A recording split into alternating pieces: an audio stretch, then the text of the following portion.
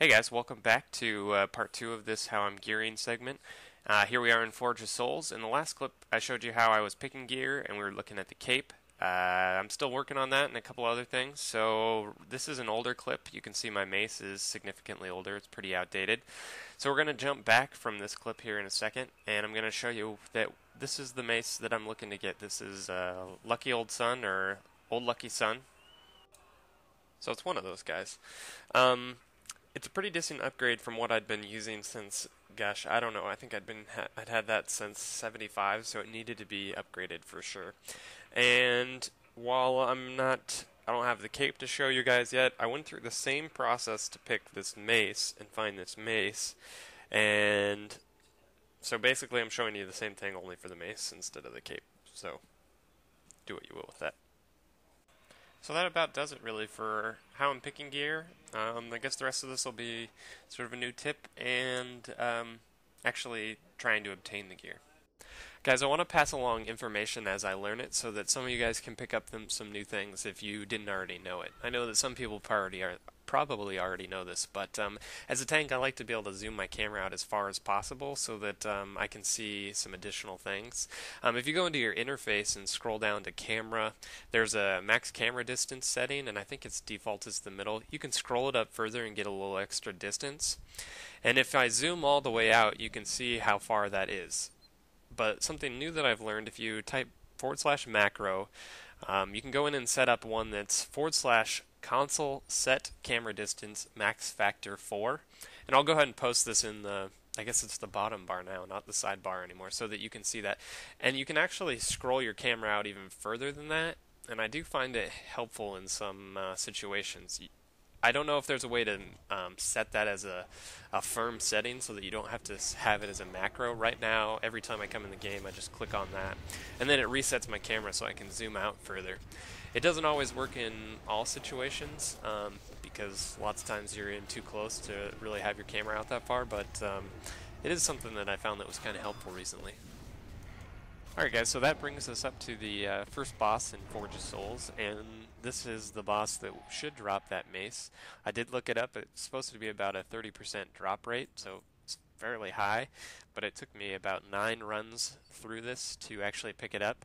This is not the video that it drops, but I only record an instance usually one time because it does take up quite a bit of space on my hard drive. Anyway, I will explain it because I think it's kind of an interesting fight. He is going to try and suck the soul out of somebody here shortly. And the idea is that the person that's getting their soul sucked needs to back away, and the tank needs to kite him in the opposite direction. You can see that orb floating now, that purple orb. The DPS needs to take it down while the tank kites him around the room, and the idea is that if it catches up to him, I believe it heals him. Once that's done, sort of move the Bronjam, however you pronounce it, back to the center, because he's going to cast this Soul Storm, and the souls will spin around the room and do damage to anybody who's on the outside. So if you bring him back to the middle, everybody's kind of already there. They don't have to move. It simplifies it a little bit for everybody else. Otherwise, it's a pretty quick fight, but it is a fun one. I enjoy it because, like I said in some of my other videos, tank and spank is, it's okay, but not anything too interesting. So if there's a little spin on it, then it makes the whole thing a little bit more exciting. Guys, so I hope you're following along okay. This video is a little all over the map. It's picking up where we left off from the gear update, giving you tips and tricks, and then showing you an instance all in the same video, so hopefully it makes some sense. Take a little break real quick before we get to the last boss. Ask for your comments, guys.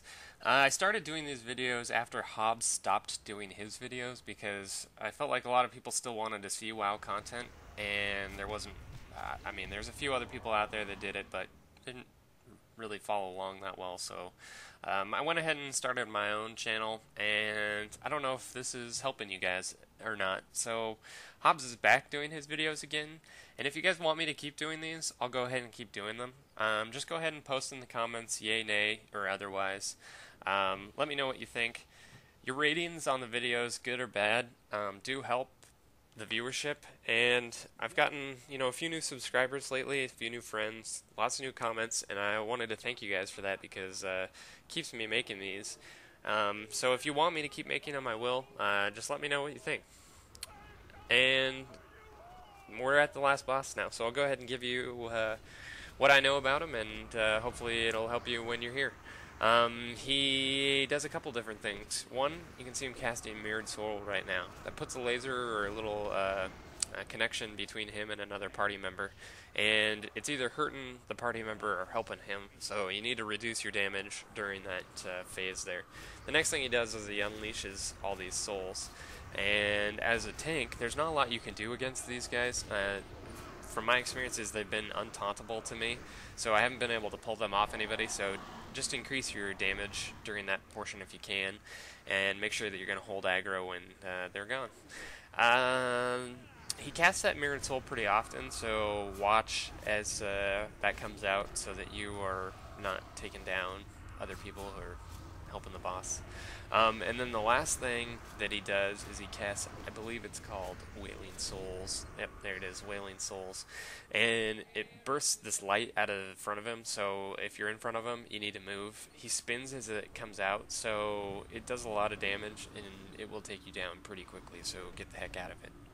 And that's pretty much the gist of this whole fight, guys. You can see that he's almost down, so not that much to it. Like I said, if you like these videos, I'll keep doing them. Just rate them positively or negatively. Just let me know what you think. I appreciate you guys taking the time to watch these. Until next time, thanks, guys.